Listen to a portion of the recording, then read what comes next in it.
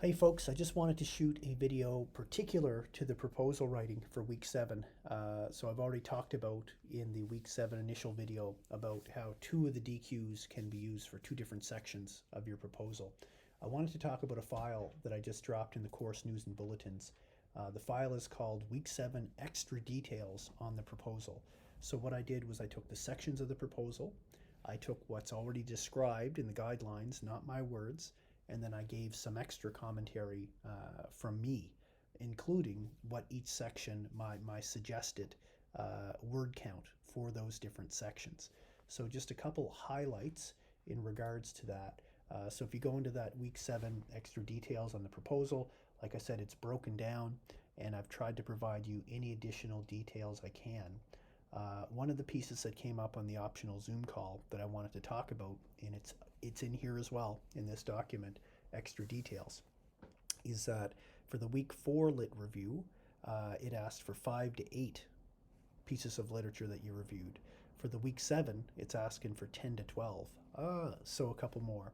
So what I said last week was you can't do a deep analysis of those new citations. When you look in the file I gave you, my suggestion would be find a few more sources that support your existing arguments, cite them, and just kind of put them to the side and save them. You can do a deep analysis later because you're going to have to expand your lit review once you get into your capstone. But I have no expectation that you read a bunch of new literature and redo your whole lit review for week 7. It's just not going to happen. You don't have the time. So just a reminder again, take a look at how I've described it. I've given an example, in fact, within the extra details on how to handle that. The big thing I want to remind you of, folks, is do not start this from scratch. Most of these sections you would have already written because you've been working on them throughout the course. Like when I look at like your ethics section, your theoretical framework, we've been talking about that for weeks. Research questions, so use what you have, and I'll repeat again, each week I have sent you a Word document that organizes all your DQs for the week and puts my comments beside it. And oftentimes you'll see me say things like, you should put this in your theoretical framework, you should put this in your introduction, that's a good research question. Take that and put it together. My hope is that that's what you were spending week 6 doing, but just a reminder that that information's already there for you. So don't start from scratch when you have a lot of this done. So what I would suggest you do is review the document. And again, it's week 7 extra details on the proposal.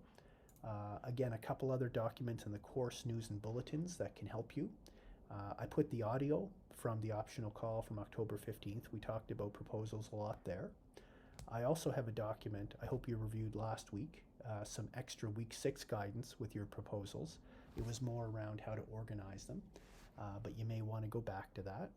And just a reminder as well that there's also a file in here that gives you everything you need to know about APA.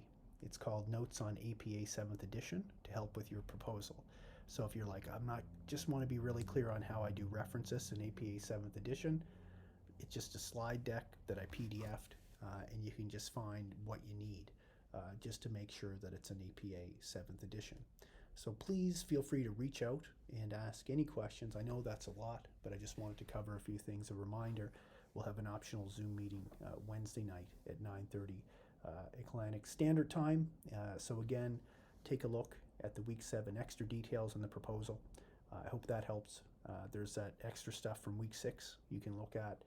There's the APA document. They're all in the course news and bulletins and intended to help you as you go through week 7 and get a first good draft of a proposal. One thing I did want to remind everybody of, and it's in the document as well, is that keep in mind phase 1 of your actual capstone is continuing to work on your proposal. So it doesn't need to be perfect now. So don't stress out. Let's not let good get in the way of, or perfect get in the way of good, excuse me, at this moment. So you're going to have more time to work on it, but the good news is you are going to have a finished product to start with at the end of week 7. So I'm excited for you for that. And again, let me know if you have any questions.